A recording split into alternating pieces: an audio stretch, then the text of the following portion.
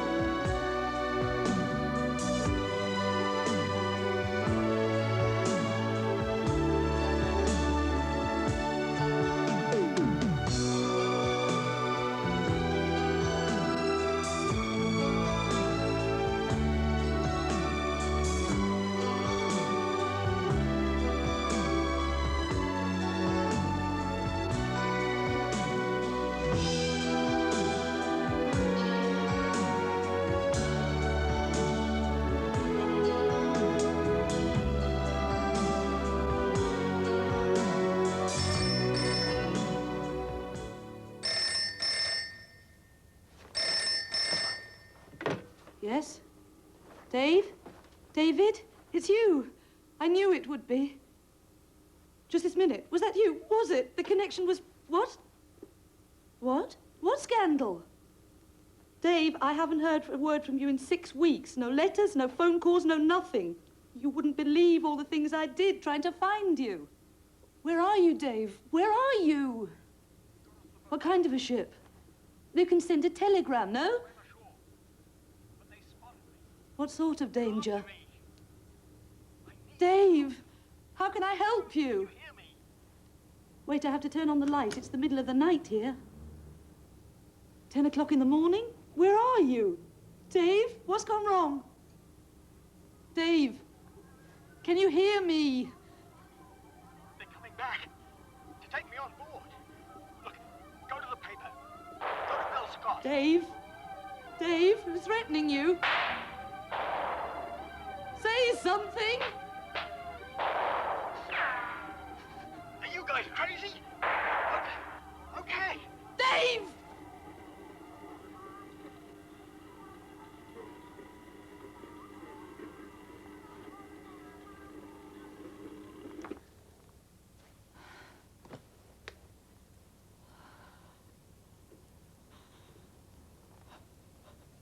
What's that, Daddy? Julie, are you awake? Why aren't you asleep? When's he coming home? Didn't he say? No, he didn't say. He's fine. He sends you his love. He's some more work to do for his newspaper. Now, go back to bed, Julie. Julie, I told you to get back to bed. Didn't you hear? Please. He isn't coming back. He's never coming back. Nonsense, Julie. Precious darling. Of course he's coming back to us. Of course.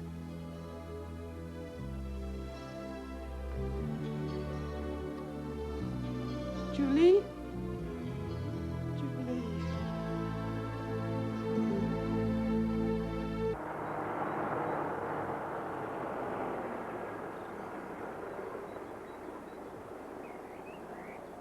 I'd be much obliged if you'd park your car somewhere else, on the other side of the building. I did have signs put up there. You're Mr. Cooper, right? I've come here about David McGee. He works for you. Dave's life is in danger. Somebody shot at him. I heard it all over the telephone. Where? Where was he shot at? I don't know. It was his first call in 6 weeks. It's the first sign of life. You'd better come inside. Mummy, catch me. Please, Julie, not now. Please, come Come on. along. Let's go in. Come on.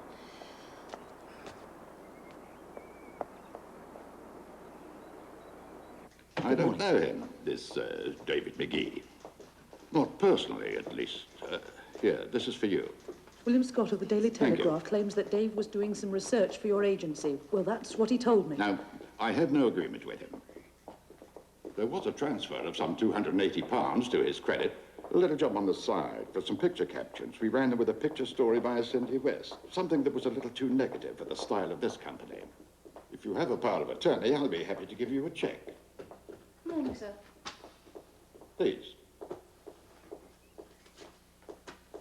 Was that this Windscale business? Dave thought that was very important, so he went there. That reconversion plant for nuclear fuels. Yes, I know. Do you know Cindy West? No? She seems to think the meaning of life consists of sitting on smoldering powder kegs so that she can turn red-hot news into trendy picture stories. This whole subject was her idea, and it cost us plenty of money and trouble. Is this photographer out there with Dave? Lord knows, she's been back here for ages. London? On the coast in Hastings. I organized a new job for her. Change of scene. Anyway, I should think that Cindy West would find it hard to refuse a request from such a charming young lady as yourself. What kind of request? Oh, to give you a hand in your search for this McGee fellow, because I'm afraid I don't know anything about him. This David McGee is your sort of husband, right? And the father of your child.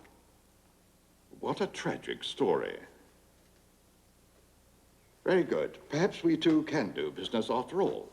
Do business? How? I'd like to help you as well. A young, attractive, lonely lady. An adorable, helpless child. I can see all sorts of possibilities. Get your fingers out. Let's get this show on the road. Do you want to spend the rest of the day standing around in this shit? Look alive, loves. That'll warm you up. That's it. Keep moving.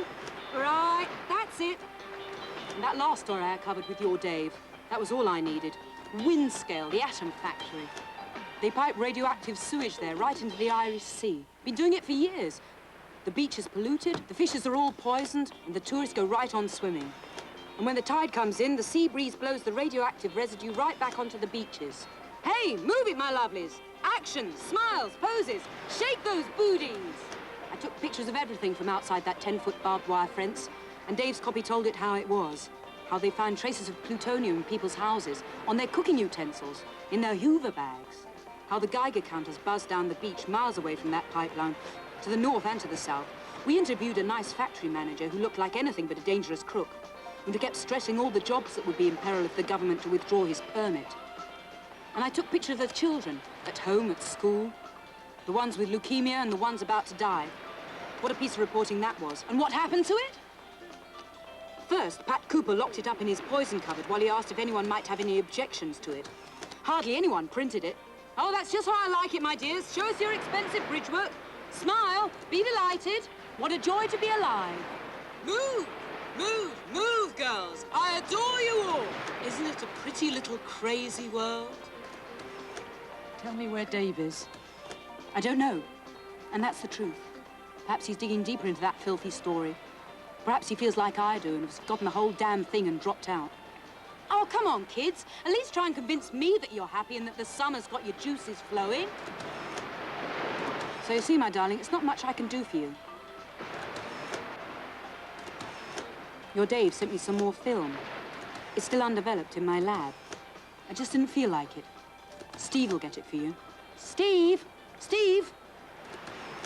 He can help you with your story, too. Pat Cooper's story. Just not interested, lovey. Come on, into the water, girls. Get down there. Time for your dip. Don't be afraid. Just up to your calves. Now take hands and march into the brine. Come on, and Julie. turn around and back. Now, when I'm... Okay, I'll come with you. Daddy, that's my daddy. Yes, that's right. That's Dave. This one here? What's this, then? The ship, stern view.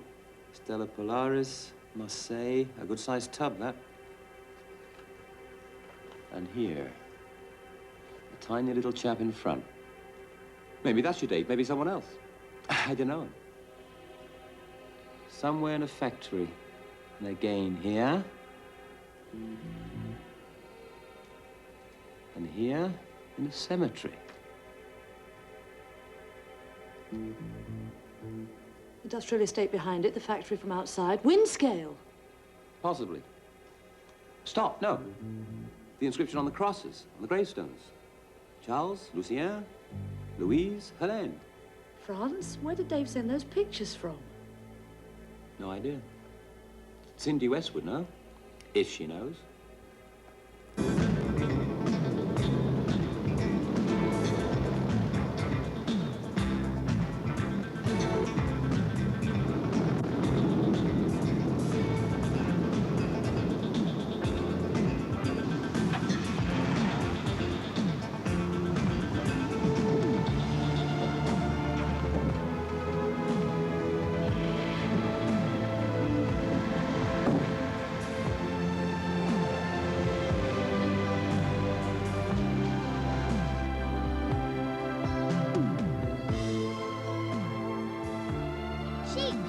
All right.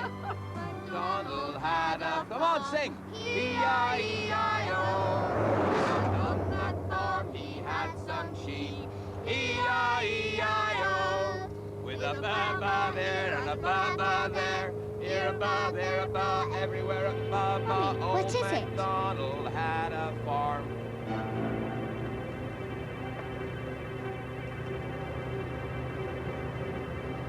It's here. Cooper was right.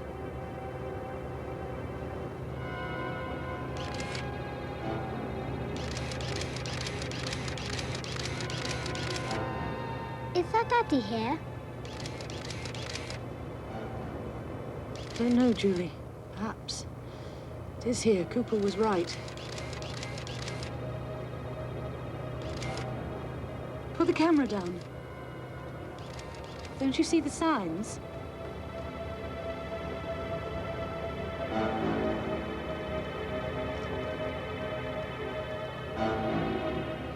Just drive up and ask. You must be crazy. Just keep going. Old MacDonald Keep driving straight on. had a farm. E-I-E-I-O. And on Julie, that please, farm... don't sing.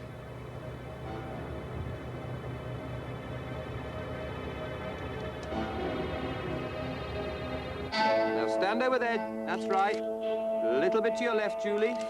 Good. Good, that's fine. Lovely. One more. Steve! Good. Julie. Julie. Julie, turn around. That's fine. Now go to your mummy, take her by the hand, look up at that high chimney. Why? Doesn't matter, just do it. Steve, what are you doing? Leave Julie alone, please. Stop that. Relax, I'm out of film anyway. Put your camera away. Police. Why isn't it allowed to take photographs of this truck? They drive all over Europe.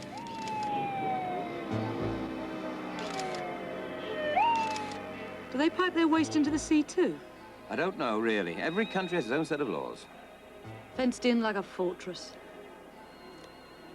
No different from Windscale, France is also proud of her nuclear bombs, her Forster Frappe, and her 40% nuclear energy. Please don't do that here. Where are you going? Hey, where are you going? I'm going to go to the plant and ask. Personnel office. Someone will recognize Dave and help me out. Stay here. If he worked here secret in disguise, you'll never get anywhere this way. What then? Mummy! Mummy! Mummy! Oh, I'm Julie, coming you too. can't. You stay here with Steve. I'll be right back. Please, Julie. Mummy! Mummy! No! Mummy!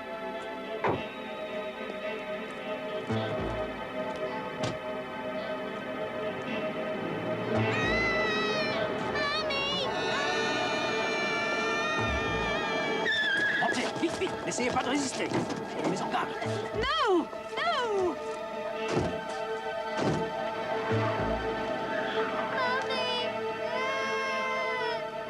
Mummy! Go on, cry. That's it. Good girl, good girl. One. Cry. Keep crying. Keep crying. Mummy! Excellent. Good, good. Mummy! Cry. Yes. Good. One more. Mummy! That's my mummy! Mummy! Beautiful. Mummy! Hello. You're English, aren't you? What a pretty cuddly elephant you have. A regular little miss. I'm Aunt Ruth. And what's your name? What do you want with the child? I'm just trying to quieten her down, which her father seems utterly incapable of doing. I'm just a friend of her mummy's. And her mummy was just arrested now. Why was that? A misunderstanding. How should I know? You should put your camera away, or the same thing might happen to you. Demonstrations and acts of terrorism have made the people around here very jumpy. I just happened to be passing. Now, my pretty little miss, are you going to tell your Auntie Ruth what your name is? Could I look through your thick glasses? If you get out of the car and stop crying. Come on, then. Let's take a look at the sea down there. Through these thick glasses.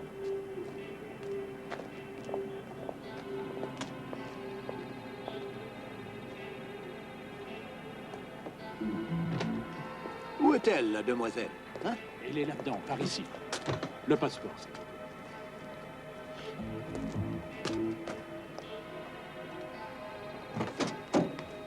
Oh, madame, je suis infiniment désolé. I am terribly sorry. Here are your passport, your photos, and your handbag. Please forgive this little malentendu. Someone thought you were a terrorist. We are all terribly nervous here, you understand? Can I go now?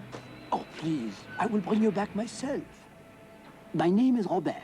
I work in the information division of the plant. Now then, if you have any questions, I believe you stated you are a journalist, huh? You have many lovely pictures of our fabrication. You have taken them yourself? No. Friend. Ah, the gentleman taking pictures of you when you were arrested, huh? No. Yes. Why was he taking photographs of you and the plant? He's a press photographer. Ask him yourself.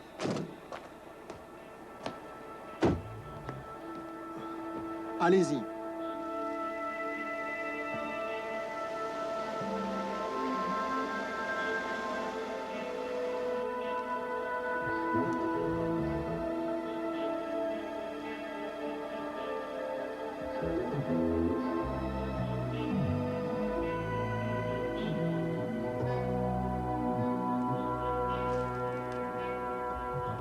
We have no secrets. You know what we do. Reconversion of nuclear fuels. Burnt out fuel elements from atomic power stations, that's right.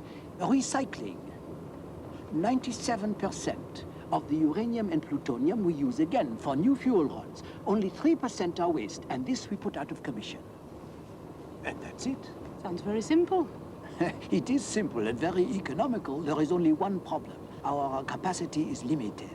We receive material for treatment from all over the world, but we can only process a small portion of this. For the moment, at least. You seem to be increasing your capacity right now. We need temporary storage facilities, large water tanks or halls. This is where we keep the burnt-out fuel rods of our clientele, in special containers. All over the world, we have the same problem. An atomic power station can only be operated when all the safety factors are in place. When you know what to do with the ashes, the burnt-out rods. Very expensive, right? Our clientele pays whatever it costs. They have no other choice. Are these the containers you were talking about? Oh, no. The castor is for transport and dry storage. You know this ship? Stella Polaris, Marseille. She was reconstructed in Marseille for nuclear transport. There are many ships like her. Where's this freighter now, the Stella Polaris? I have no idea. We have nothing to do with transport. The wharf is obviously in Marseille. Why do you ask? Oh, just no.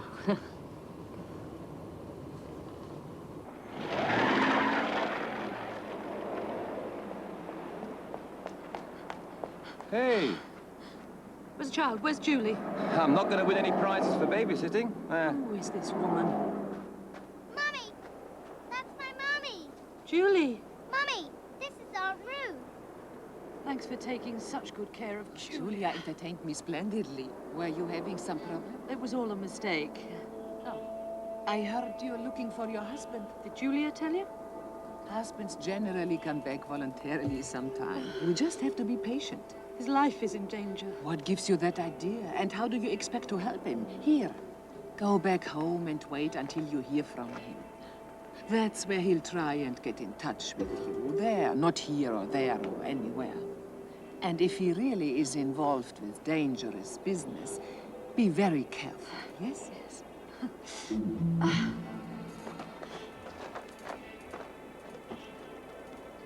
Adieu. Bye. Bye-bye, Julie. Bye-bye. Come on, in you get. There we are. We've got to go to Marseille. Tomorrow morning we'll be there. Marseille?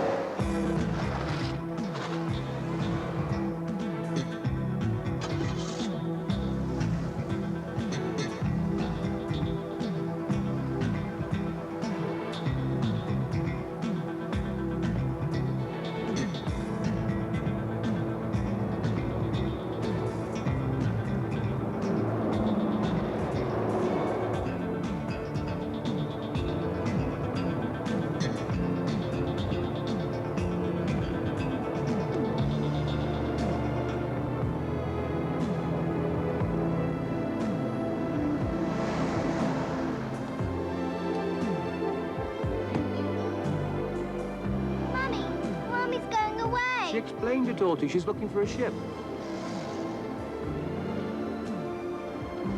And you're going to get a big breakfast now. Cornflakes and hot chocolate. I want some ice cream. Okay. First we have some scrambled eggs, huh? Or maybe an omelette. No, just ice cream. Or some cake, croissant, and hot cocoa. Ice cream. I want an ice cream. Don't you understand? Okay, you've got it. You'll get it. I need to go to the toilet real quick. Oh, Christ. Sorry. That's what we came here for. Come along. Vous connaissez ce bateau? Ah oui, ça c'est la Floris qui était à Marseille ici, vous voyez, en réparation navale. C'est 3 semaines. Mais on ne sait pas où il est parti. Il était là, il était là. Ah bon? On me dit, on ne sait pas où il est parti. Et l'agence? Ah ben l'agence.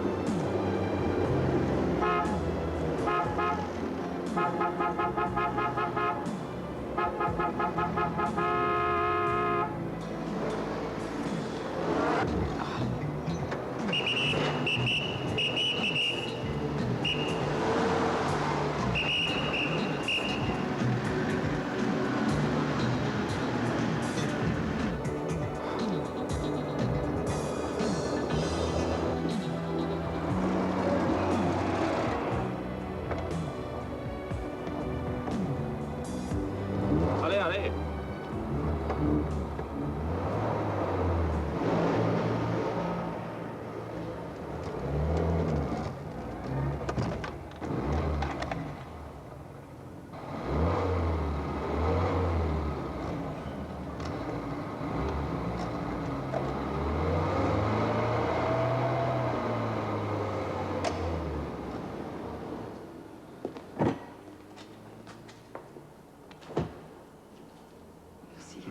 Combien? Payez plus tard.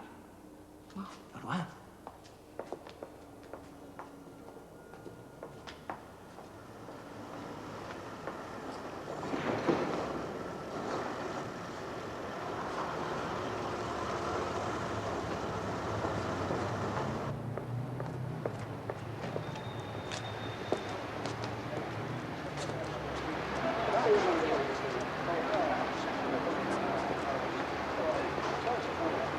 You didn't understand me, did you? Un moment, s'il vous plaît. Excusez-moi, monsieur. J'ai quelqu'un ici qui vient d'Angleterre et je n'arrive pas à la comprendre. Pourriez-vous m'aider, s'il vous plaît? Ok, d'accord. What did you want to know, madame? Does this ship belong to your company, Stella Polaris? No, doesn't belong to us. We're just an agency. The Stella Polaris was sold to a Greek shipping line. She isn't registered here in Marseille anymore. She was, how do you say, re-registered. New registration, Panama. Why do you ask? Where's the ship now? In which harbor? Why do you want to know that? My husband's on the ship. Officer or crew? Journalist.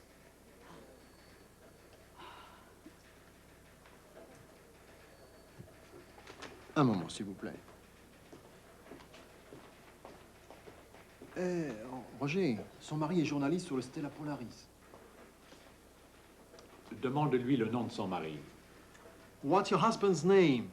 David McGee. David McGee? Il faut qu'elle l'écrive. Oh. Please, write it down on a paper. And your name too, please. Je vais demander là-bas par téléx le nom des membres de l'équipage. My colleague is checking with New York. Takes a while. Please wait here. Why New York?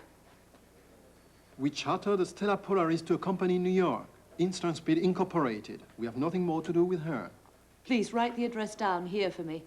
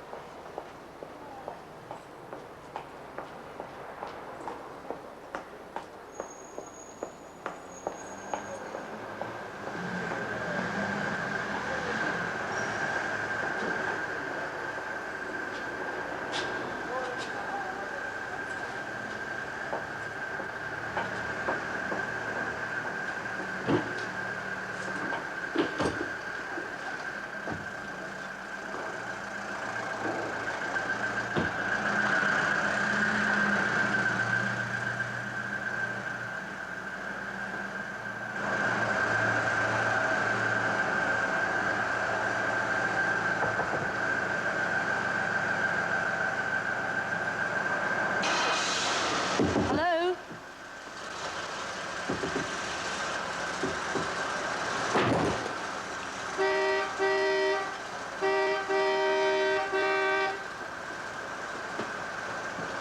Hey! Hello!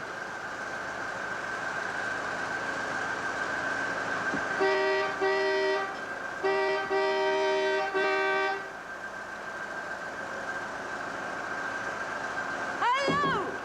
Hello! Hey!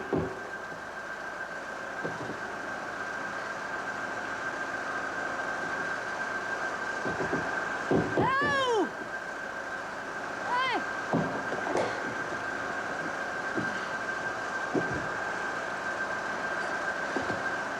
Bastards, let me out! Ugh.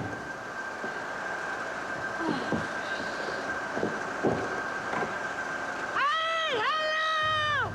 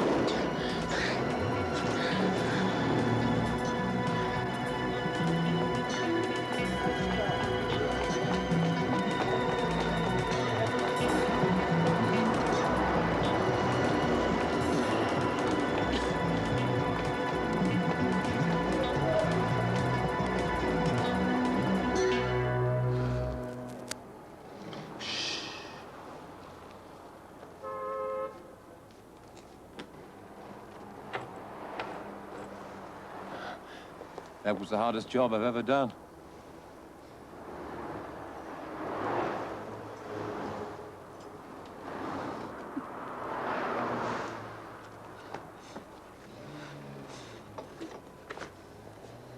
Dave is alive.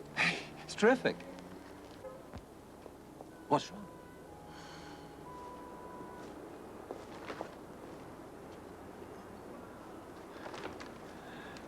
In Transpeak, New York?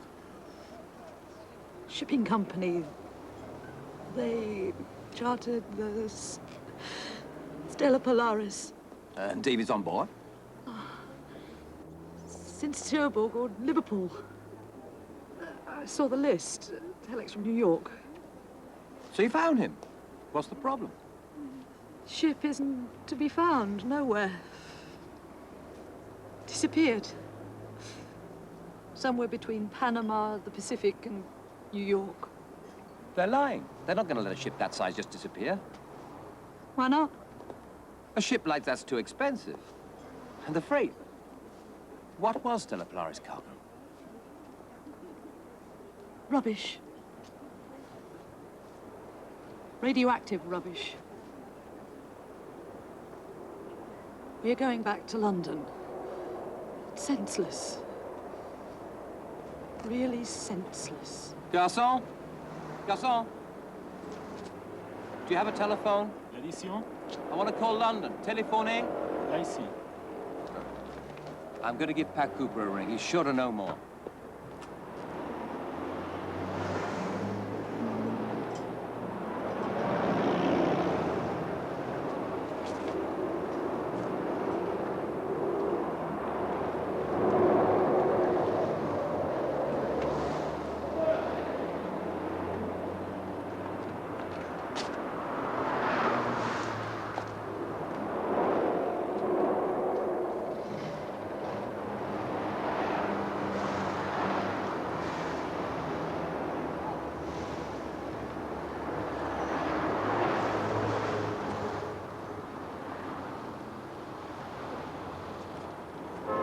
You're very careless, Susan Galloway. I told you to go back home straight away. Stay in London, wait there and pray for the happy return of your curious companion. A journalist of all things about the Stella Polaris. Of course, we suspected it and took all the appropriate action. You see, all the things that can happen when people get involved in dangerous situations. And whatever you do, remember you have a child.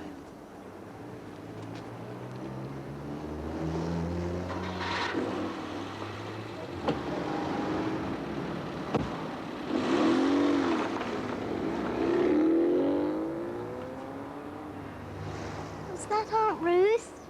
Yeah. Why did she go away? There's no time. Cooper will help us. Everything's okay. He'll pay the flights to New York. His partner's expecting us there. And he'll pick up all the tabs. But Steve. he does want something in return. The woman from the Normandy was here. Who? Aunt Ruth? What's she got to do with all this? A hell of a lot. But Susan, did you hear a word I said? Cooper will pay. But he wants the story. Exclusive for news. What story? Young abandoned mother in quest of a missing husband. Father of a child. Embarrassing and stupid. But to sell papers. We sign a contract between you, me, and News. You sign, and he gets all the rights. I contribute the pictures and the copy, and we split the take 50-50. It's nothing to be sneezed at. How much? How much what? How much money? Was Cooper paying for this story? I want to know what I'm losing if I say no. Susan, you must be crazy. This man is financing your trip, your search for Dave, and on top of that, he'll pay you. How should I know a five-figure amount?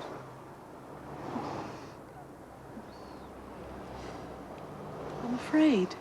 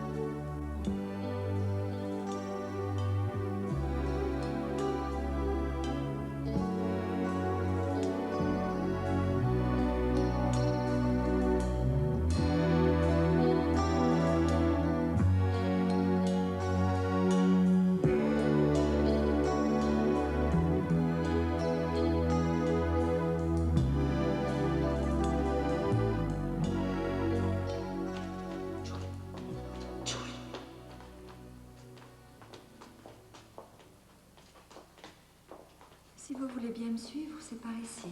Si vous voulez bien par là.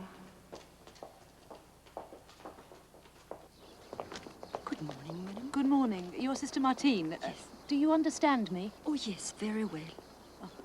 Monsignor Baptiste Yes, called you. good. You are the lady from England, yes? Yes. And this is Julie. Yes. Julie, say hello to Sister Martine. Hello. Hello, little one.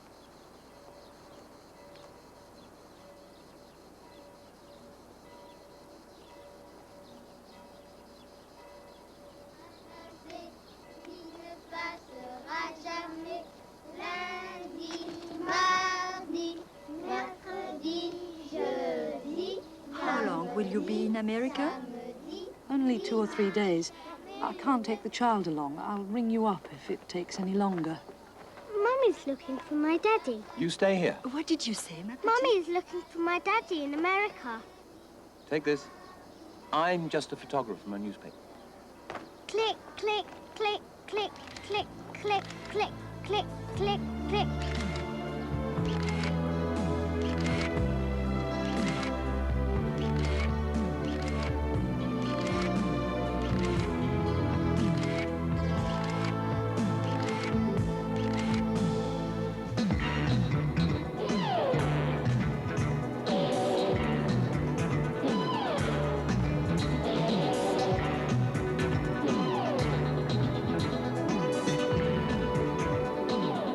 Is this your first time in New York? I lived here for half a year, working for the Daily Telegraph.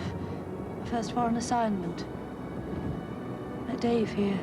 Oh, and I thought I had to take you on a special scenic tour over this bridge instead of through the Midtown Tunnel.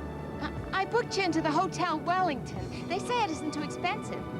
You're working on some kind of mafia story, aren't you? Mafia story? No. Whatever gave you that idea? Oh, I just thought... Has Hopkins done any research on this? Yes, and I don't mind telling you he's really shitting his pants. No way Cooper can pay him back for this one, he said. Oh, shit. Welcome to Sardine City. Rush hour. I knew we should have taken a tunnel. This may take a while. Oh, already here? Come on in. I'm Bill Hopkins, and you're Susan, right? Susan Galloway, right? And you? Stephen Lenski. We met at Pat Cooper's house 3 years ago in London. I was working there then. Damned if I could remember. Sorry about that. Hey, throw your things down over here and grab a seat. Sally, go get us something to drink. Scotch or coffee? Both, please, if you don't mind. Oh, I like that. You European girls are getting more and more civilized from year to year. What'll you have? Neither nor, thanks. No spirits. I take care of it myself. I had some funny experience. Okay, to make it short and sweet. The Stella Polaris is a Greek container ship rebuilt in Marseille for special cargo transport. It's now sailing on a temporary charter to Intraspeed, New York, subcharter to San Clemente, SA, out of Panama. That's all I could dig up in only 2 days, especially when we're talking about dangerous cargo. Hey, Steve, I hope I'm helping you, but if we could dispense with the hassles, I'd be really grateful. Okay. Is Dave still alive? I know zilch. Don't know where the ship is, don't know whose cargo's now on board, and don't know where it's supposed to be taken. All I know is what they normally pay for the cargo of this kind, or better said, what they charge to get rid of it. $1,500 per kilo. Per kilo, and there's a couple of 100 tons on board the Stella Polaris. That's just a little under $1 billion. I have no way of judging that. But this whole business is legal and above board. And plenty of people, even European governments, are happy to have it. Okay, first, there's no cause to panic. Now, a couple of bits of information that make quite a pretty picture when you put these puzzle pieces together. Nuclear power stations, as we know, produce more than just energy. It would be pure perfection if we just knew what the hell to do with the burnt-out fuel rods. Recycle them. They prepare them for reuse. I was in La Hague. She got as far as the gate and they pinched her. Well, there's a factory just like that in England. Windscale, one in Japan, Tokamura, and 2 in the United States. Savannah River and Idaho Falls. And that's all, folks. It seems nobody wants the risk of nuclear recycling around the corner from where they live. And it could be now that the Germans are building a factory like that, too. The explanations I heard in La Hague sounded plausible enough. All very simple, very safe, very clean. Not all that simple. And in the final analysis, very risky. There's more than enough evidence of that. And in the case of Windscale, a list of breakdowns as long as your arm. And reconversion's not only an expensive proposition, it's filthy dirty because there's always 5% highly radioactive waste left at the end of the process, and that stuff has to be gotten rid of somewhere. New fuel elements made from natural uranium are 8 times cheaper than these recycled ones, at least for the moment. Which brings us right back to the question of money. 4,000 tons of burnt-out fuel rods are on trash heaps in Europe alone. Anyone who carts them away can make himself $6 billion. And every year, another 1,000 tons are added. So at the very least, that's another $1.5 billion. So anyone naive enough to yell scandal with money like that for the taking, he should have his head examined. At which point, we should go home and forget this whole business.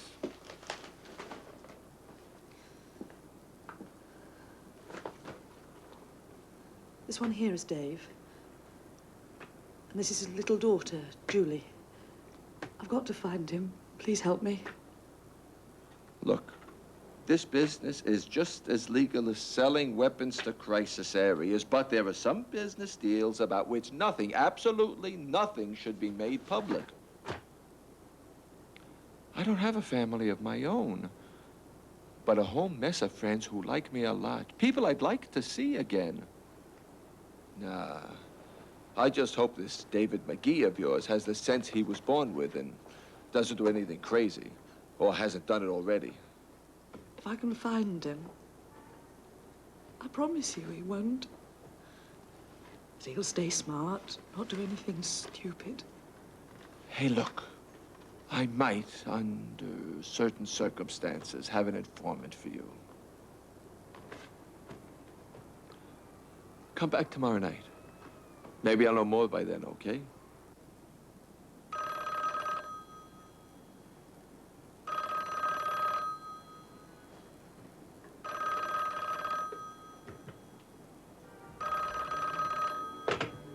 Yes? Oh, it's you, Steve. Yes, I was already asleep. What's happening? No. Oh, not in your room, not in mine, and not in the bar. How can you sleep, innocent as a newborn babe, after a day like this, with that story in your head?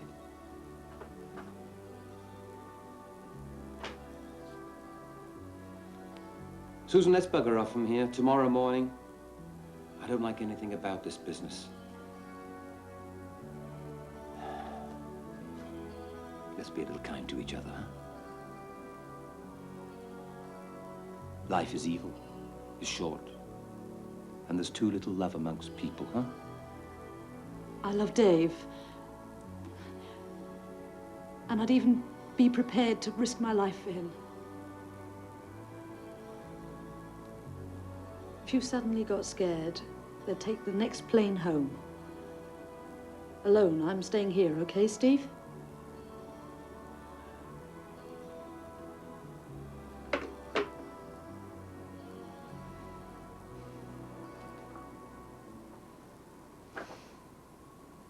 Come on, let's do it. Try this one. It's a good time for Europe.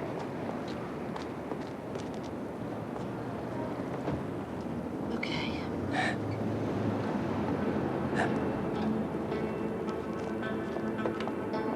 Okay?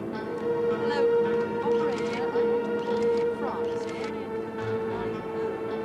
Number 675219. Sister Martine. What? When was that? That can't be true, please. Sister Martine. I haven't got any relatives in... Aunt Ruth. Was she wearing glasses? Spectacles with thick lenses. I'm coming back. I'll be on the next plane. No, I'm still in New York. No, not the police. No police. Not now. Operator! Operator! They've kidnapped Julia.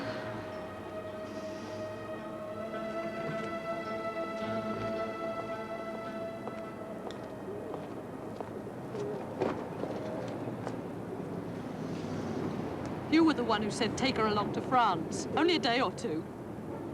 And then to Marseille, and then to New York. It was all your idea. All you're thinking of is this story. Nothing else. Oh, you and your Pat Cooper. Oh my God. Julie. Julie. Everything to keep me from...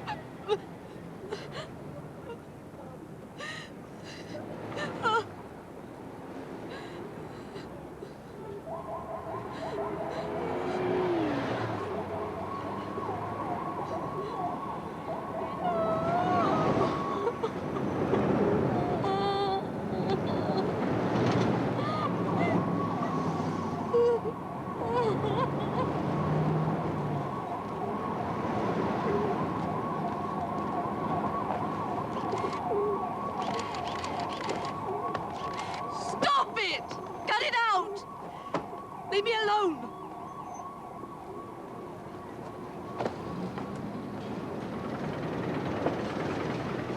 Sorry. It's okay.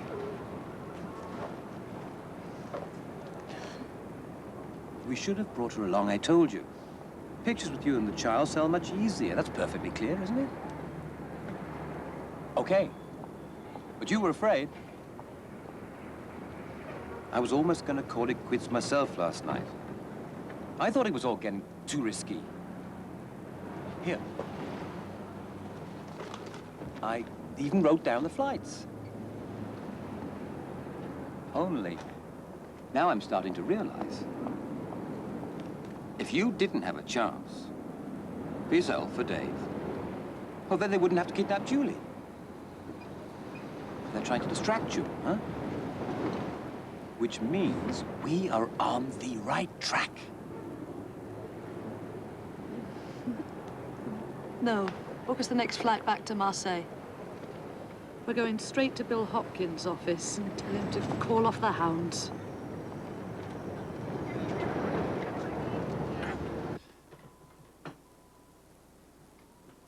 Hi, guys. How's every little thing? Isn't Bill here? Bill isn't here. No, Bill is seldom here. He's usually at home writing, doing research. I run the office. Would it be possible to ring him up from here? Oh, sure. Come on in. Come on. Well, sometimes you can get through, but usually that line is busy. Either he's calling someone himself or he just takes the phone off the hook. How's your mafia story Where does coming? he live? Bill doesn't like being bothered at home. All right, busy again. This could take days. Maybe he's got him broad in bed now. All right, come on. 125 Riverside Drive, 5th floor. But you didn't hear that from me. Thank you.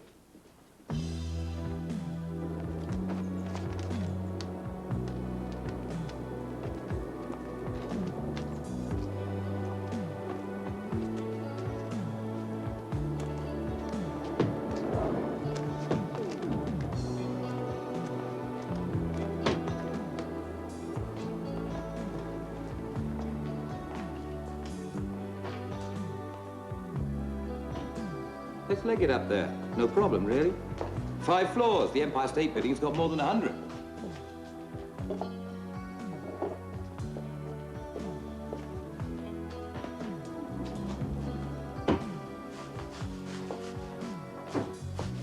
Excuse us, please.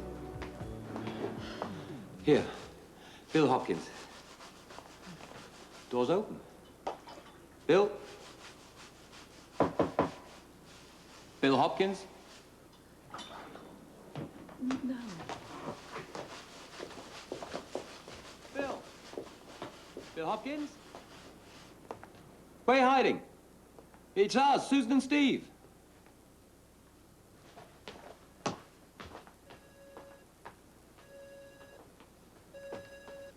Can't be very far away. Stop. Better not touch anything. In your own interest. Are you looking for something in particular? Oh, yes. Someone. Bill Hopkins. This is his apartment. You know him well?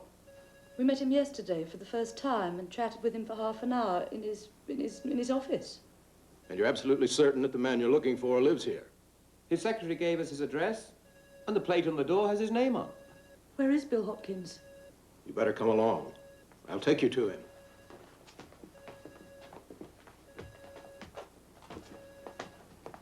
Who are you, anyway? Lieutenant Forster, Manhattan Police. Has something happened to Bill?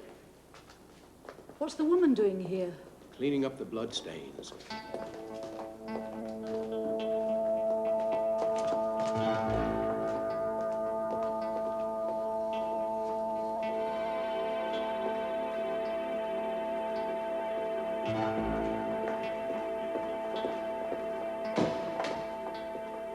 You arrived yesterday? Yeah. Yeah, yeah. Okay, yeah, they're here right now. Okay, I sent them up. Everybody this way, please, for identification. Key, please. Thank you.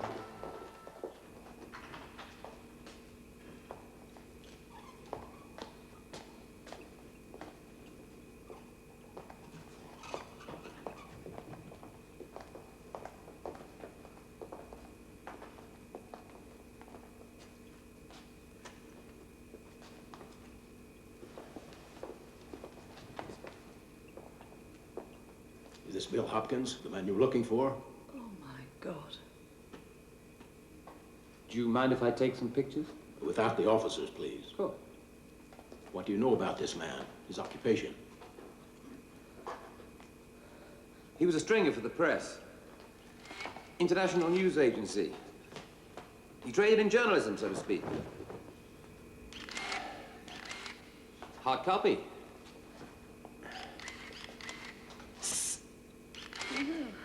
Hey, come on. Good. What did he die of? 3 gunshot wounds, 6.5. Anybody who earns his living with hot copy should be into somebody's way. Does this address mean anything to you? We found it in the dead man's fist. It's all crumbled up. The murderer never found it. Stella Polaris. Cerotex Limited. S.L. Wong. Stamford House, Singapore. No, doesn't mean anything to us. Singapore. Stella Polaris, Cerotex, S.L. Wong, Stamford House. No.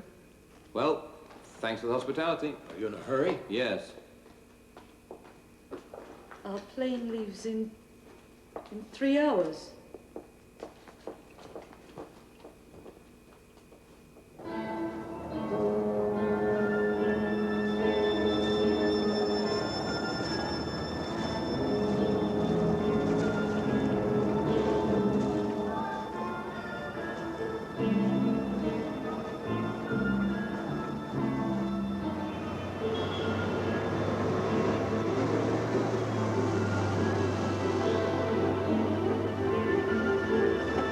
Here, Stamford House. Okay, thank you.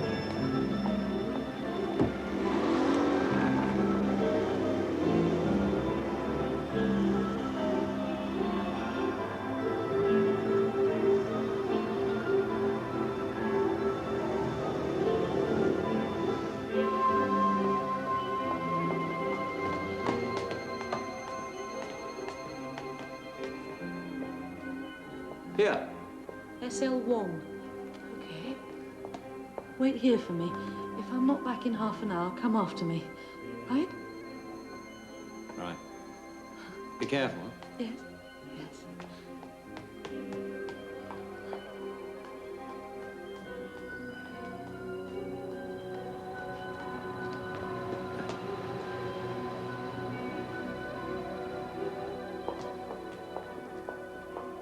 Excuse me. Yes? S.L. Wong. S.L. Wong? I see. Second floor, please, to the left. Ah, thank you.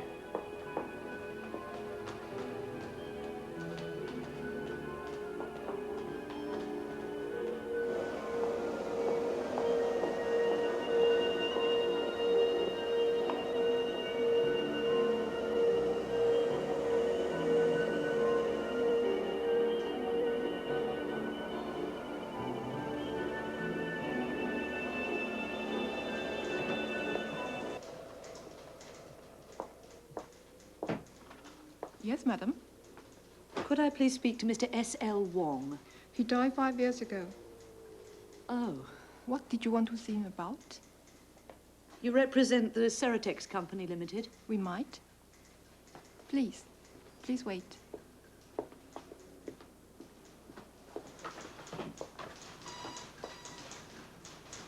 Please, this way.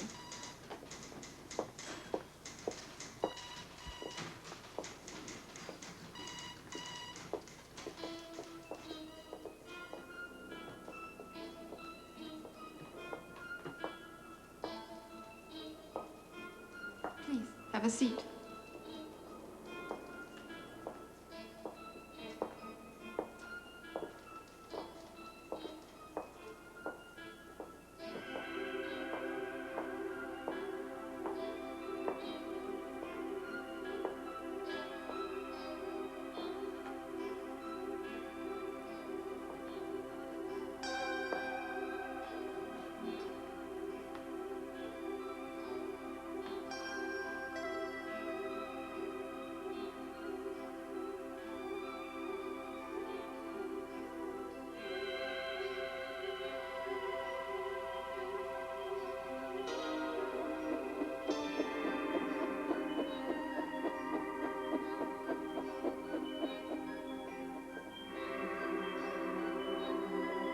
Where's your friend, the photographer? Is he waiting downstairs? I underestimated your persistence. I would have thought a young mother's first concern would have been her child. What have you done with Julie? Where is she? She's just fine. And David McGee? Did you kidnap him too? He's on board the Stella Polaris. The ship has left port and has already reached her destination. Your husband will be back with you in a few days. Where is he now? What's the destination of the Stella Polaris? We represent companies that place great confidence in us and do business on their behalf. To do this, we must guarantee to them total discretion. In this case, we have received instructions to nip in the bud any chance of information being publicized. By whatever means are necessary, we mean to observe these instructions.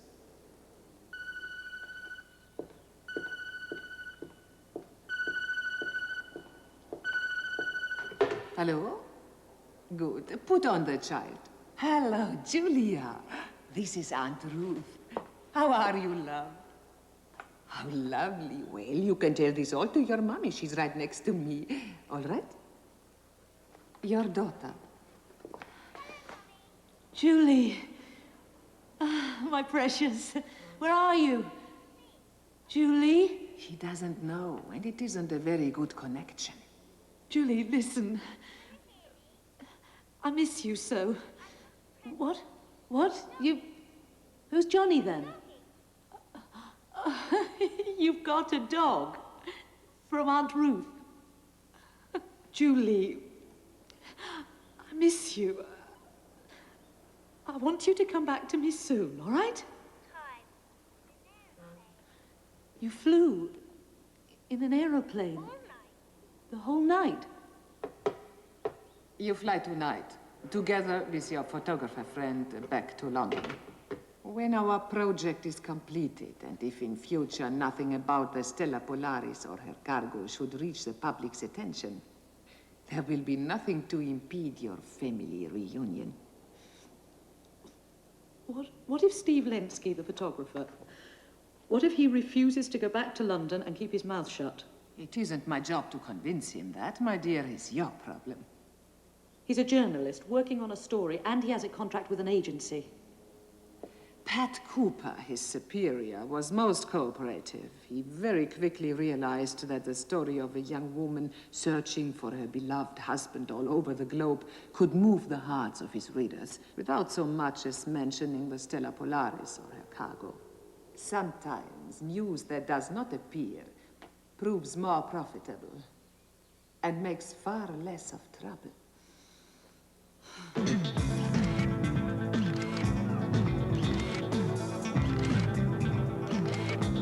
Look over there. That's where the ship was only a few days ago, and your beloved Dave was on board. A little more disappointed? Be despondent. You got here just a few days too late. Why don't you just take some fashion model for this story? Because Cooper wants the case to be authentic. We're suppressing the most important part. Even a half-truth is true. You are you and Dave is Dave, even without this bloody Stella Polaris and a hot cargo.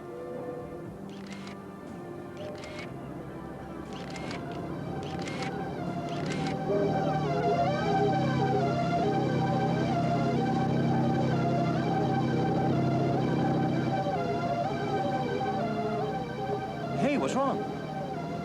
The siren. The siren. The sound.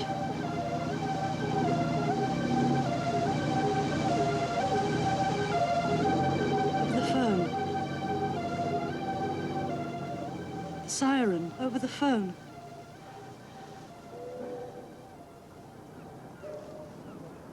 The phone. Where they shot at him. The shots.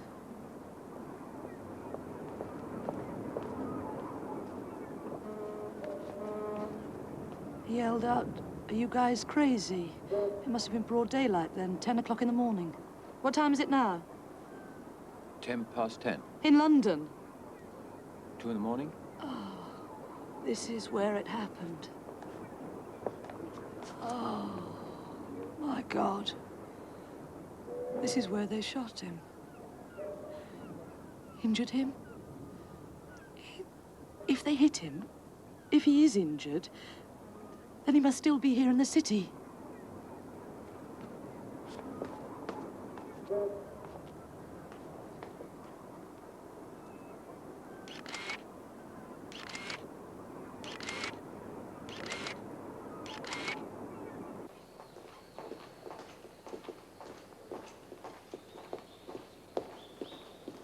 Hello? Are you the ones? Right? Oh, yeah. Come with me, please. Yes. Oh, sorry, I'm not sure I was on duty on the 19th in the morning. I'd have to check on that. We have 30 to 50 injuries a day in the emergency room. But gunshot wounds? No, I would have remembered that. The police always comes then. No, we don't have much in the way of shootouts here in Singapore. Singh, don't you agree? Agree with what? Gunshot wound. 11 days ago. Show him the picture, nurse. You recognize any of them? Wait a minute. Yes, I do. But that was not here in the casualty department. That was up in radiology, severe radiation poisoning. The man was here for 3 days, then he died. Just a moment, just a moment. Which man are we talking about? Which man is dead? This one here with the beard and the hard hat. This is the man. Nonsense, we're talking about this one here. No. The man that was killed was this man, on the extreme left. The boss called us all in to show us what severe radiation poisoning is all about. We don't normally get to see anything like that. The man must have got about a 10,000 rem dose. Wait a minute. Excuse me. Now, these two here, oh, now I recognize them. They were here with him. They had got significantly less, 300 to 400. That is a fatal dose. But they're still alive and being treated on an outpatient basis. The third one from the left, this one. He wasn't with them? You're absolutely certain he wasn't, right? There was only one European in the group that got a lethal dose. The other two are still running around the streets. They check in here once a day. There isn't much we can do for them. The public prosecutor is looking into the question of how and where something like that could happen. But the two of them won't say a word. Maybe they happened into the fallout from an atom bomb test. The French fire their bombs on a regular basis from a position in Mururo in the South Pacific. Perhaps they were Greenpeace people who wanted to interfere with these tests or try to prevent them. Where can we find these two? Every morning at 7 in the outpatient clinic. Who has their home addresses? They must live somewhere here in town. I doubt if our hospital would give you a patient's private address. Right. Please excuse us now.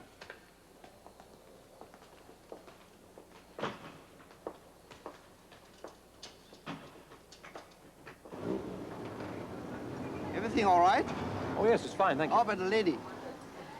No appetite? What a pity. Perhaps something else. Salted yogurt. No, It's good no, for thank you. teeth. Or fresh mango. No, thank you. It's very kind of The you. man you have asked for.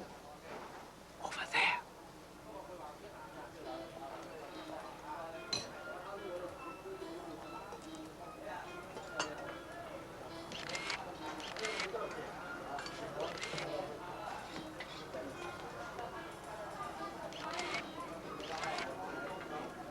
the photos with you. That's quite a car. It's magnificent. Is it yours? Yeah, they're pretty expensive. I come from Europe, I know. How much does a model like this cost over here in Singapore? A bloody fortune, right? And delivery time? A few months, but if you have connection and pay little more, 3 days. You're a very lucky man. You made your dream come true. Congratulations. You must be very rich, huh? This car is the only thing I own. Nevertheless, I envy you. Oh, you hurt yourself? Not important. Wait, I need your help. Susan, photos, please. Look at this. This is a picture of you and your friends. This one here, this is you, isn't it, Mr. Wu Te Shui? Is that your name? Steve, please, I'm not concerned about you. I'm interested in this man, here, David McGee. You must help me to find him. David McGee is my friend. Where's David McGee now? What happened to him?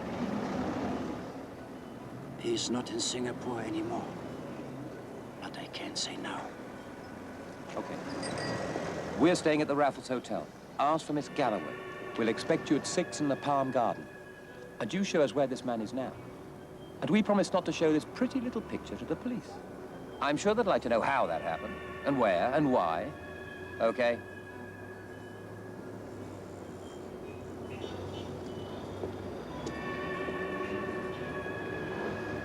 What is going on?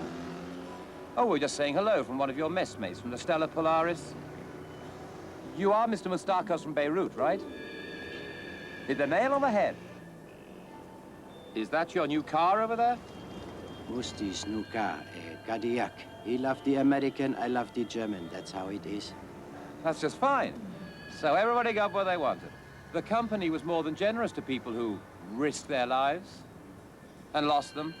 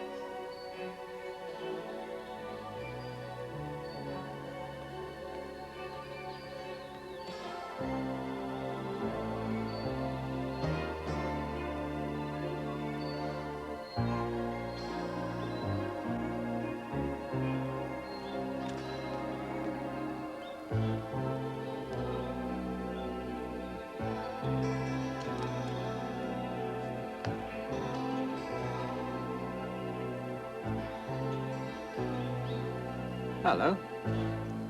Hello. Did you reach Pat Cooper? No longer interested. End of story. He's expecting us tomorrow night in London. You were away a long time. I was booking the return flights from the room. Without talking to me. Did you meet somebody? No, why? Whom should I have met? All right, let's go. Go where? The man from the Stella Polaris said he was coming. He isn't coming. He knows what's at stake. He knows what's at stake for us, too. We're flying home. You're endangering Dave, and they still have Julia. Let's go upstairs and pack our suitcases. Our plane for London leaves shortly after 5. Which means we have plenty of time. He'll come up. He wants the pictures. He knows perfectly well we'd never give it to the police.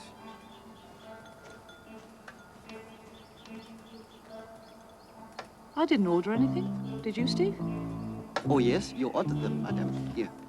Oh, no, no, sir. It's your beer, madam.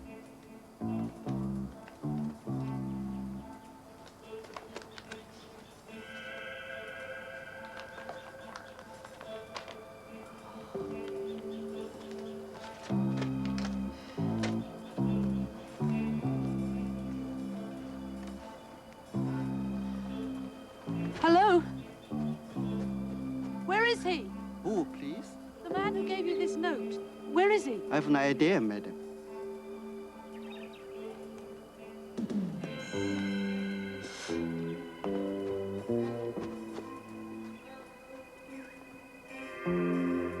Don't run away, please. Wait here.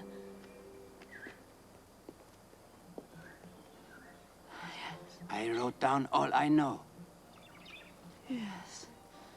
How's Dave? Is he hurt? No, not hurt. Not sick either, like the rest of us. He was lucky. He wasn't there when we were reloading. They kept him below deck all the time, because he took picture. Then he ran away, here in the port. But they caught him and brought him back to the ship. She left port 10 days ago, where to is on that note. And the address of the company who takes over the containers in Australia. Thank you. Thank you for helping me. I have nothing more to lose. I'm a sick man. Can't eat anything. Everything full of blood. My hair's falling out. Skin peeling off. Everywhere. The pain is unbearable. But soon all will be over.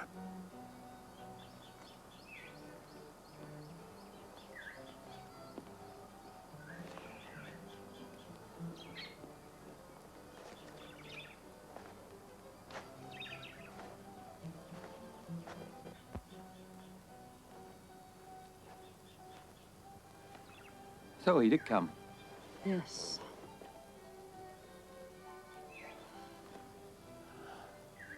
It's hot as hell in this place. Hot and humid. What's wrong? Don't you want to know what he told me? Or do you already know? What are you... David's still on board.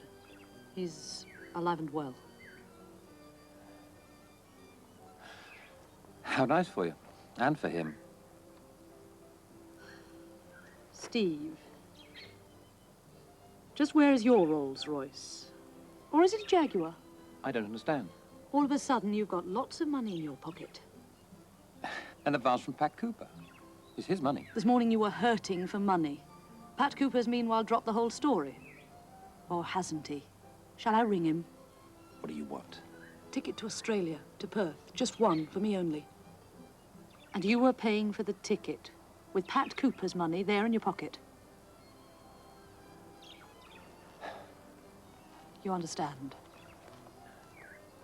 I'm going upstairs to my room now to pack my things. Meanwhile, you pay the bill and book my ticket. All right?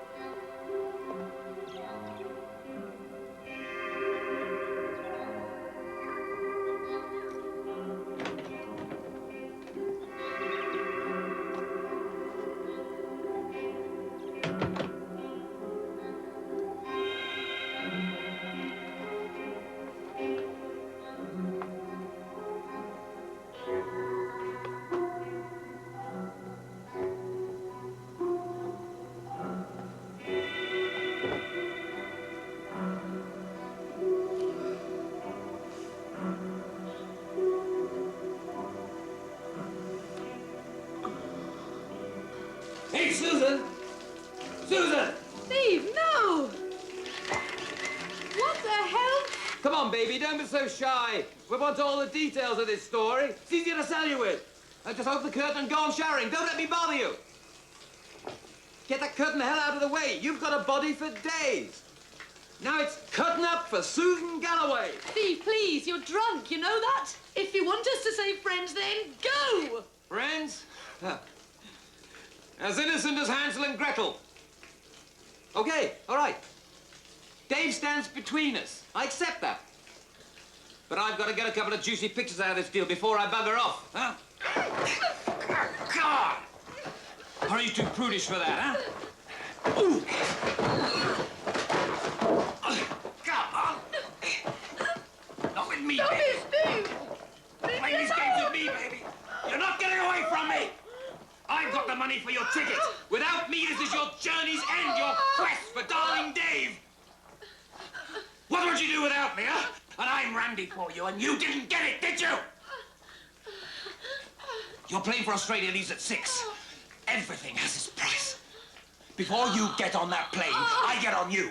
Otherwise, you're not gonna get on that plane. Is that clear? Okay. All right. All right, all right. Okay, what? Yeah, okay.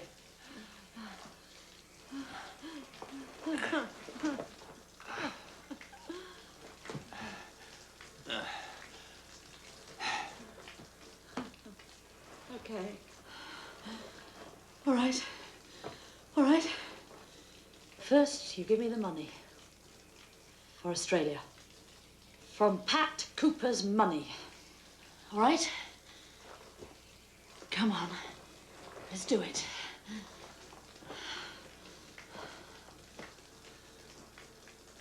Is that the price for everything? What's wrong? Lose your courage?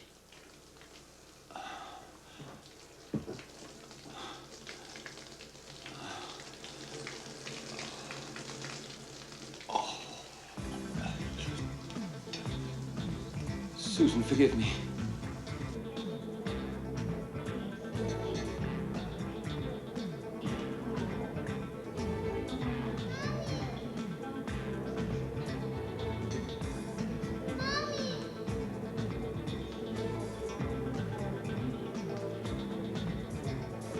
Mommy, wait for me. Mommy! Oh, my Julie! Mommy! Where have you been all this time? With Aunt Ruth in her house. They've got parrots and real-life monkeys. And this is Johnny here. Want to see him? You've got to see Johnny first.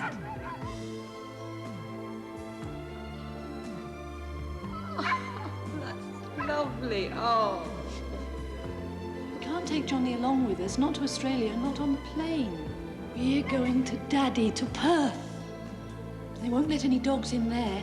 Well, then I'm staying here. Daddy's waiting for us. Then Aunt Ruth will have to look after him until we get back, and Uncle Steve.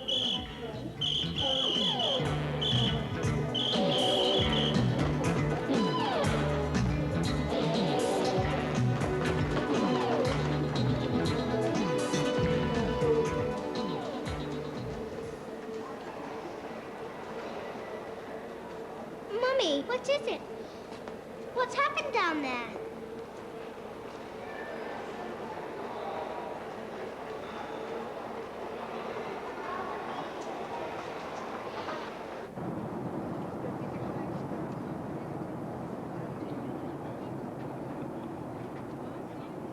The elephant went round and round, up the hills and back to the ground, until his Julie had been found. Julie? You haven't heard a word I've said. Yes, I have. Shall I read you some more? Would they kill him and eat him? Who? Johnny. Aunt Ruth said I should watch him and never give him to anyone. She said that Chinese people eat dogs. They don't eat their pets. Man from the airport, the one you gave Johnny to, he has children. And they'll play with him. Will Daddy be picking us up when we land? No. He won't be picking us up.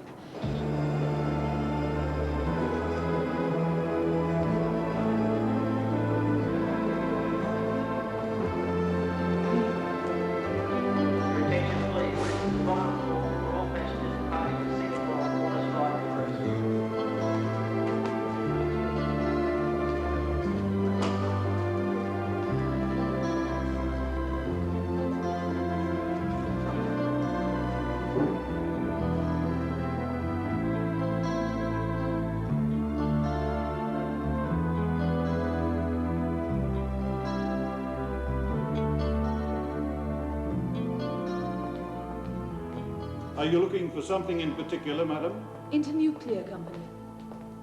Internuclear? Yes. There's no one up there now. Nevertheless, may I leave my suitcase in the back here, please? Here, if you insist on going up there. Number 5, 11th floor. Thank you.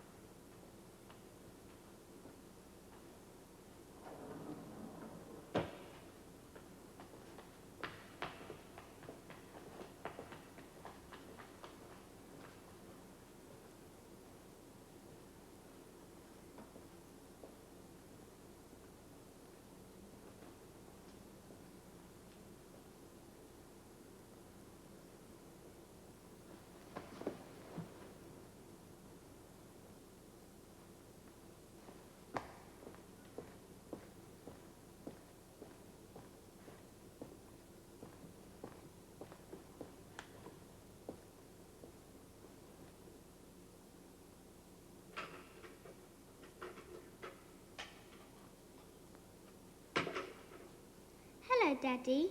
How are you? I'm coming to see you soon.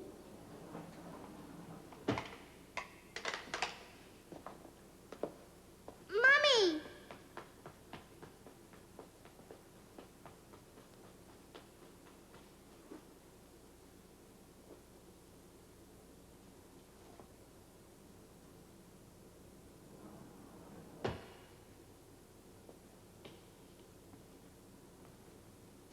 Hello? If you don't mind my asking, miss, just what are you doing here? Or are you interested in letting the rooms? If you are, then you should really talk to the broker first, before you start sniffing around here. I'm looking for someone from this Internuclear Company. They're all gone. Didn't you notice when you came in? Mummy, come on!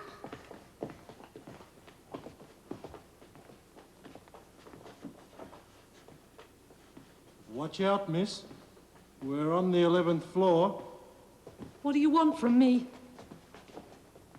What do you suppose us lads want? From a young lady running around on an empty floor where nobody can hear if she screams. Mummy!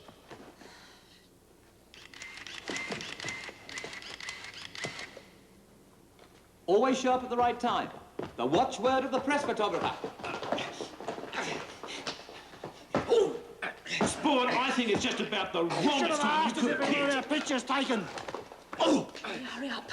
Run! Run!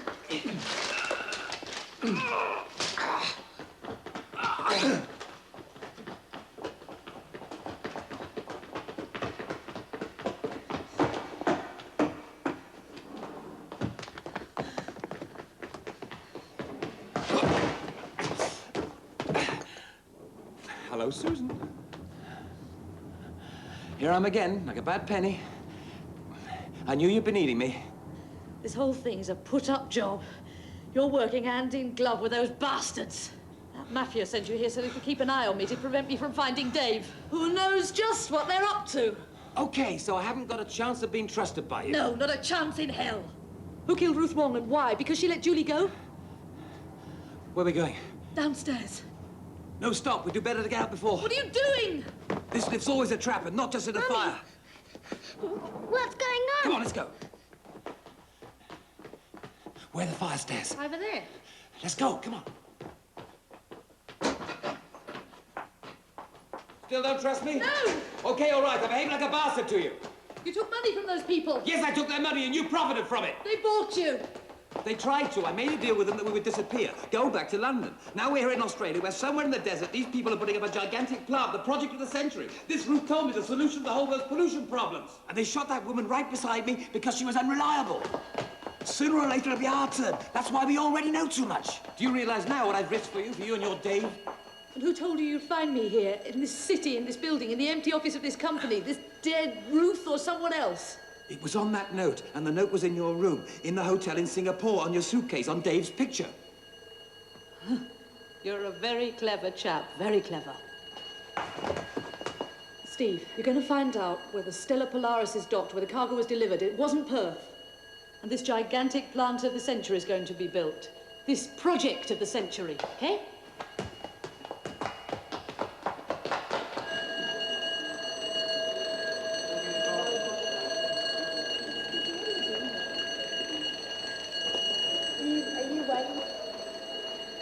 What's the matter? The lift stopped running, and there are people trapped inside the car. Power failure. It would happen. Perhaps another bloody strike. Internuclear company on the 11th floor. When did they move out? I don't know. My husband works for that company. Well, as you can see, there's no one there. Where are they gone? Look at the post. It must be forwarded somewhere. There's a post office box number at Carnarvon. Carnarvon? Where the bloody hell's Carnarvon? Carnarvon? That's going up north up the coast, about 1,000 miles, more or less.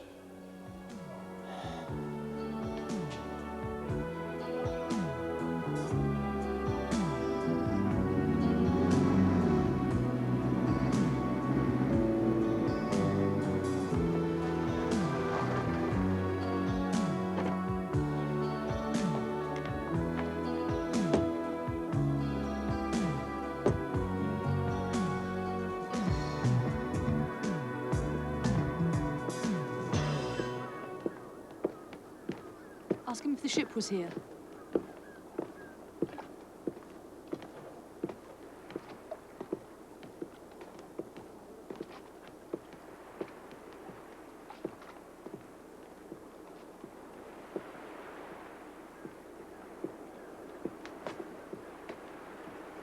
Hot enough for you? It'll cool down soon. Have you caught anything?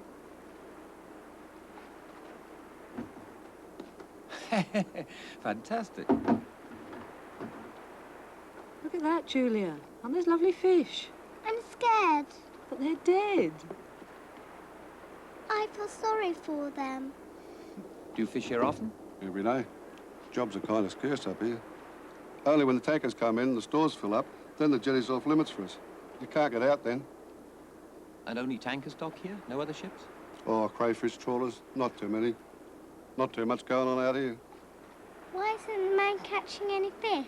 Because he has to wait for one to bite. He's got some bait and a hook on the end of his line. And when the fish gets the bait, he gets the hook in his mouth, and then he can pull him out. I think that's mean. Did a ship come in here last week called Stella Polaris? I'll have a look at the tankers' names. Oh, not a tanker, a big ship. Long-ran containers on board. They were taken off somewhere around here. Why do you ask? A friend of mine was aboard her. Oh, I see. They closed off the area 3 whole days. Dangerous cargo, they said. Huge silver pipes with refrigeration ribs. Mm-hmm. Put them on the railway cars by crane. Then inland by rail, onto flatbeds by crane again, and off they went. And the Stella Polaris, where's the ship now? How the hell should I know? And the containers, where were they taken? She's looking for her husband. He disappeared. If you understand what I mean. My friend on the ship. Ah, gotcha. Oh, where those containers are now, can't say as I know. I don't much give a damn either, the way they keep closing the area off. Oh, shit. You should ask for more. Michael O'Connor, he was aboard that ship, a deckhand. He stayed here on land, used up all his pay just like that. To buy himself a pretty little house and a boat. That must have been some job. Not very healthy. His hands and arms were burnt, his head all puffy, blistery and red. Where is this man? Where can we find him? Michael O'Connor? He's in the pub, of course. Where else? But I don't reckon the lady should go in there. I wish I had some saint worth running all these risks for. Oh, you're breaking my heart. Hold these. I'm going in there alone. Oh.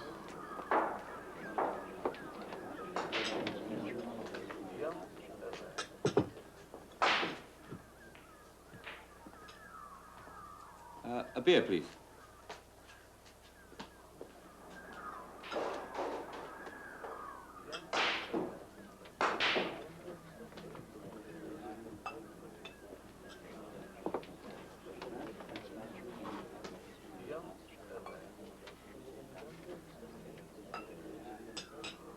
120.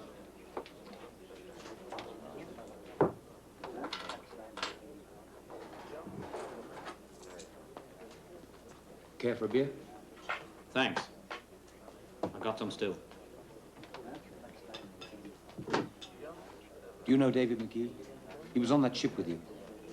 Over there by the door, that's his wife Susan and his little daughter Julie. Do you think you might help them?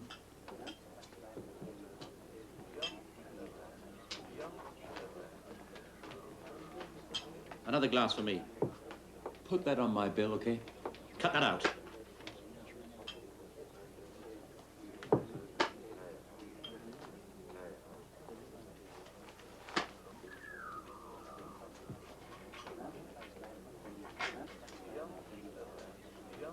Okay, so you don't want to talk with me? Not here. Follow me. Third road to the right, all the way to the end. There's a speedboat in front of the house, on a trailer. Okay.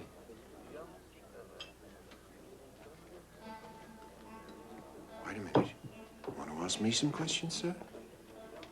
I'll tell you everything you want to know. That'll cost you more than a beer. More than two. Let's go on out. Were you aboard that ship too? What ship, madam? Did he say anything, this Michael O'Connor? Not yet, we told him to follow.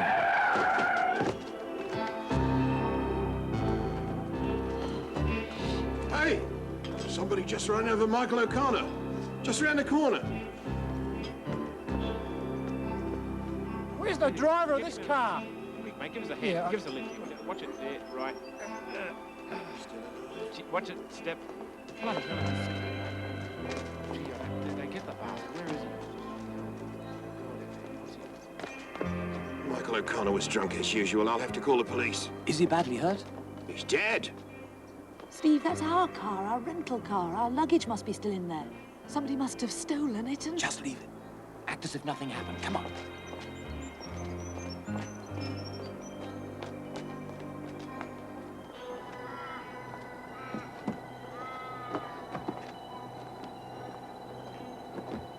When you get out of the car next time, take the keys out of the ignition, sir.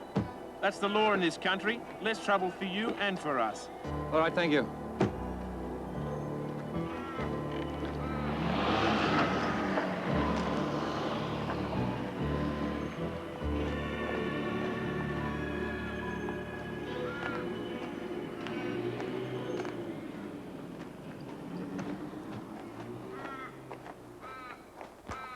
I sent for you. Oh, yeah? There's a lot of money to be had for shutting up. How much is there for talking? Look, do you really want to know what happened to the containers? I know the place. I've been there and back 7 times. For 2 days and 3 nights. On a road tractor. What's it worth, sir? Okay. I'm glad you were ready for me, sir.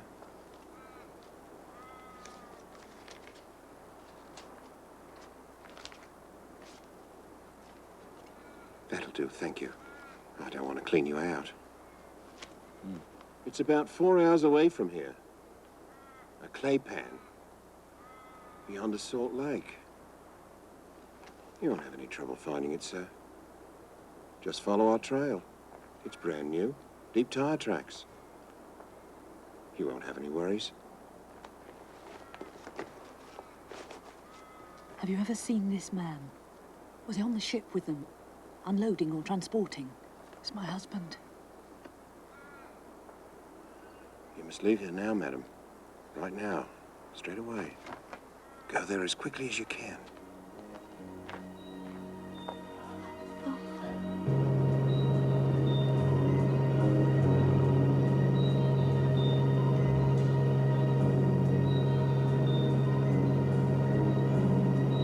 A huge giant plant. Under construction. Construction site? In the outback? I know about it.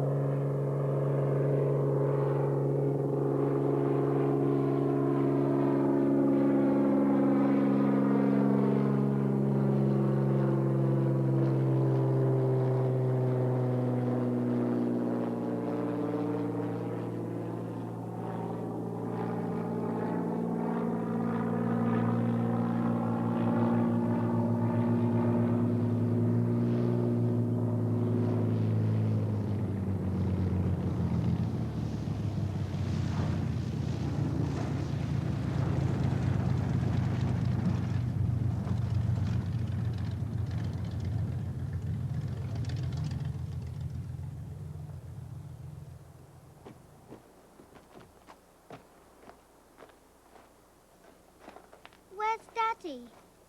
There's nobody here. He once worked here. I thought we were looking for Daddy.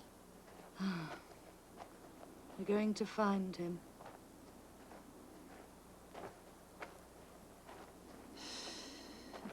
The project of the century. The solution of all the pollution problems.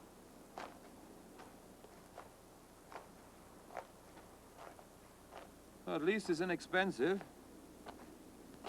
Final storage at no charge. The customers paid a couple of billions.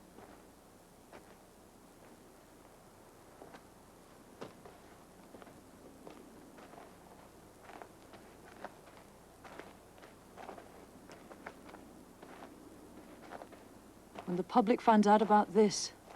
They're not going to find out anything from you. No hot scoops, no scandal reports. I'm very interested in surviving. We've taken their money. That was blood money, Steve. Oh, at least I got my child back. They still got Dave. Perhaps. Where should I look for him? On that ship? Or on the bottom of the sea?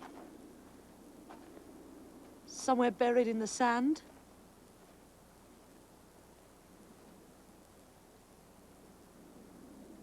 Wait a minute. There's somebody lying over there, a man.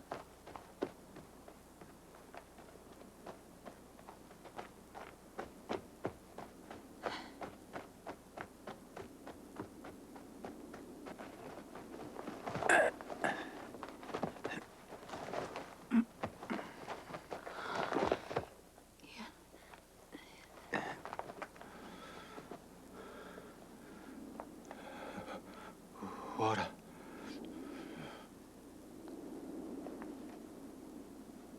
Dave.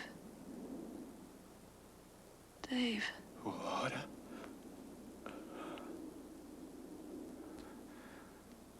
Susan, you finally made it. Yes. Oh, Dave. Oh, Dave. Dave. Oh. Dave. Is that Daddy? Yes, that's your daddy. Stop that! Cut it out! Help us! Get some water!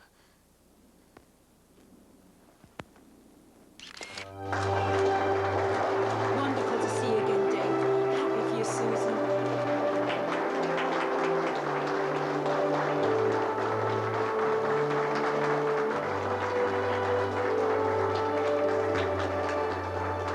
One big happy family. Susan Galloway, David McGee, and their little daughter Julia. All happily reunited. And not forgetting their valiant rescuer, our reporter Steve Lindsay. But, ladies and gentlemen, this is one happy ending we would like to keep to ourselves for the time being. Week after week, we would like millions of the readers of this series of ours to ask themselves, is little Julia going to see her daddy again? Will Susan Galloway ever take her beloved David in her arms again, so that finally they may consecrate their union at the marriage altar? David McGee risked his life to open up new resources in an alien and hostile continent for the benefit of our technological society and our prosperity. And now, Susan, it's over to you. Oh, bring your charming little daughter with you. Come on, Julia.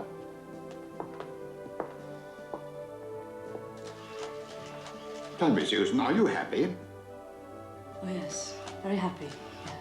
And what about you, Julia? Are you glad to have your daddy back again? Yes. Oh, tell us a little more, Julia. How did you find him there in the desert? He was nearly dead and thirsty too. Yes, ladies and gentlemen, dying of thirst in the desert. Trapped beneath a lorry 100 miles from the nearest water source. And you can read all about it in the 12 episodes of our series. And the book, with the whole story, Report on a Journey, with authentic pictures by Steve Lenski, will be coming out in time for Christmas. I'd like to say something as well. Later, Dave, later. Don't strain yourself. I just want to tell everyone how happy I am, too. You'll get your chance, my boy. I'm not your boy, Mr. Cooper. Right, I don't need your bloody microphone. I'm fit enough to yell from here. Can you all hear me? Thank you, Susan. This makes things easier for all of us. Now then, friends, thank you for coming. I'm feeling terrific. I had a lovely shaded spot right under the motor in the desert. And 27 liters of radiator water is quite a lot. Unfortunately, the stuff was full of chemicals and corrosion proofing. They're flushing that out of my kidneys at the moment. Mr. Cooper's paying the bill. Pat, is this all right? The stuff I'm telling them, what you had in mind. Oh, that's fine. Mr. Cooper's generosity is actually a subtle piece of blackmail. To keep my mouth shut. Otherwise, I might balls up this whole business. But I don't give in to blackmail. I've risked more than this when it comes to the truth. My life, for starters. Yes, that's fine, Dave. Yes, that's just fine. No. What I've been reading here is anything but fine. It's a load of lame-brained soap opera rubbish. These pictures may be authentic. The rest is nothing but a fabric of lies. I am not an engineer working for a mining company digging for uranium in the Kalahari Desert.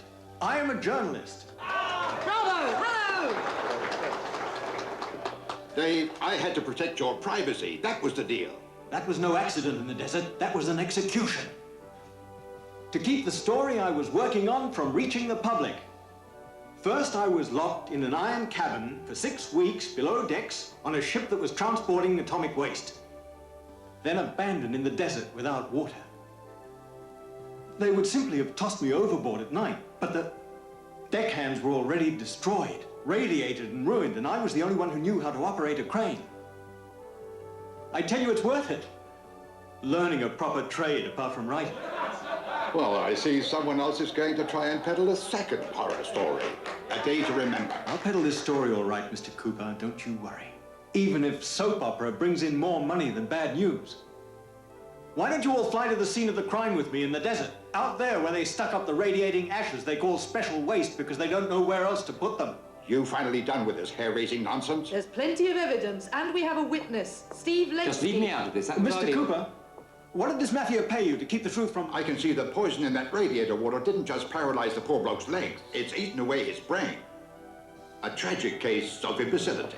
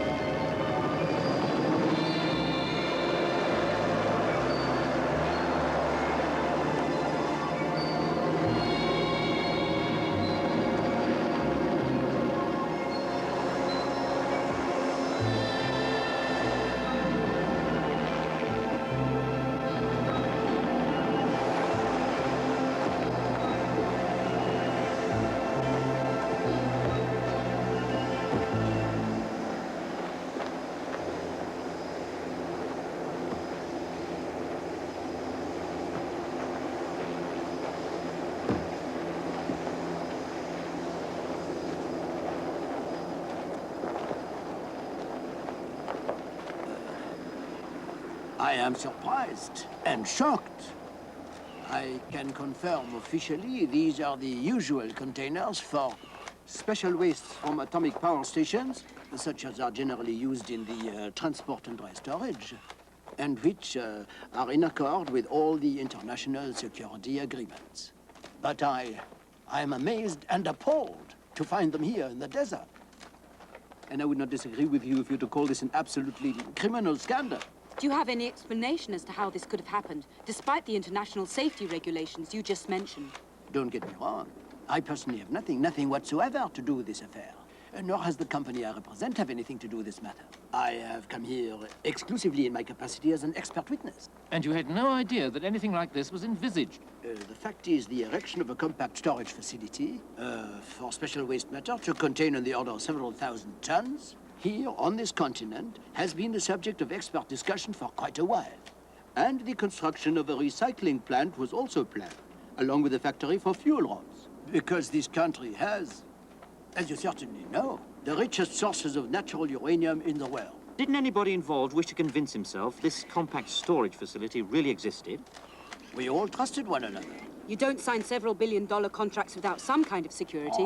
When you're in a tight situation, when there isn't the slightest doubt, when all the paperwork is in order and the site is on the other end of the world.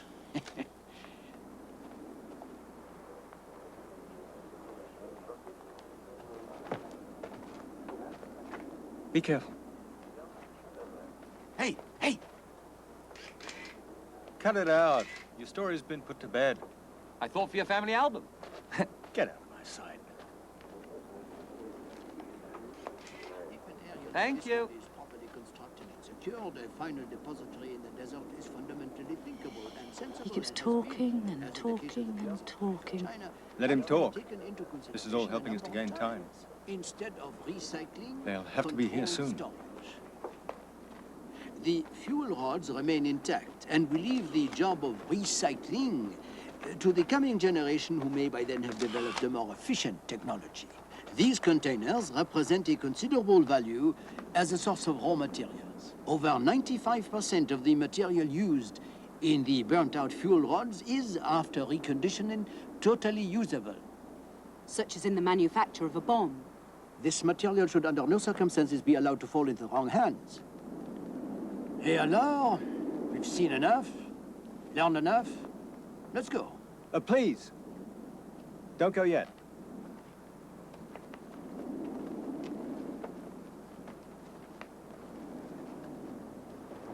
Our friends are coming. We should wait.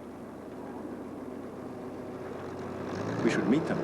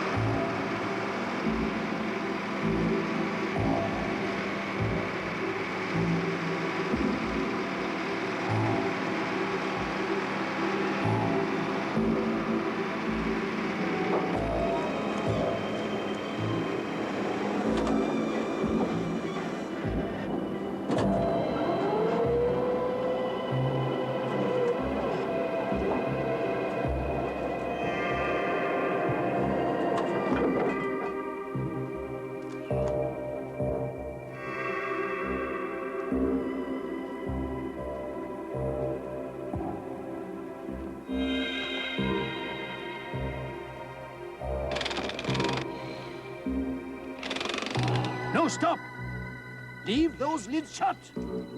Those containers are sealed, gas tight, and the radiation from the fuel elements is lethal. Which should explain the critical condition of my messmates from the Stella Polaris. I warn you again, if you open those containers, you endanger your lives. Leave the inner lids closed. I don't think we have much to fear. There are no inner lids.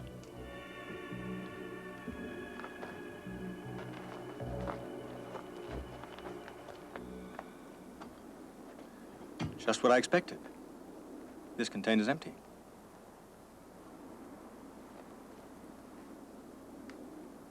Je comprends rien. Probably all empty. I've suspected that for quite some time, ever since I saw the radiation damage to the ship's crew. Anyone who opens and empties these containers without taking the proper safety precautions pays for it with his life. That's what happened to the crew of the Stella Polaris. What do you think happened to the missing fuel elements? Where are they? At the bottom of the sea. No. Stuff's far too valuable for that. Well, what do you suspect, then? The elements were reloaded on the high seas into the water tanks on the afterdeck by regular crew members without proper protection. They didn't know what they were doing when they followed those orders. But what's the point of it all? To make more money on it. The company cashed in on this twice. Firstly, for the apparent removal, and secondly, for the material. That's probably what the Stella Polaris has in her hold right now. Where to? That's what we're going to have to find out. There are any number of highly interesting customers for illegal uranium, especially for bomb plutonium.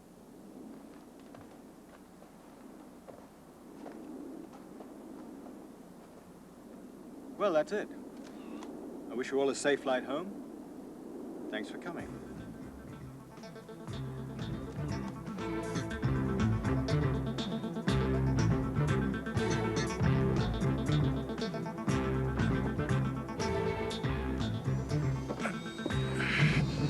Hey, you got room in there for me? No. You stay down there where you belong. I thought you might be able to use a partner. Someone who not only puts his camera on the line if needed, but his head on the block as well. Okay, you miserable bastard. Cheap tabloid photographer. Let's see if we can find this bloody Stella Polaris. Hey, I thought we'd get married. After all, the Daily Telegraph's a conservative paper. Your desk is free again, and so is your parking spot.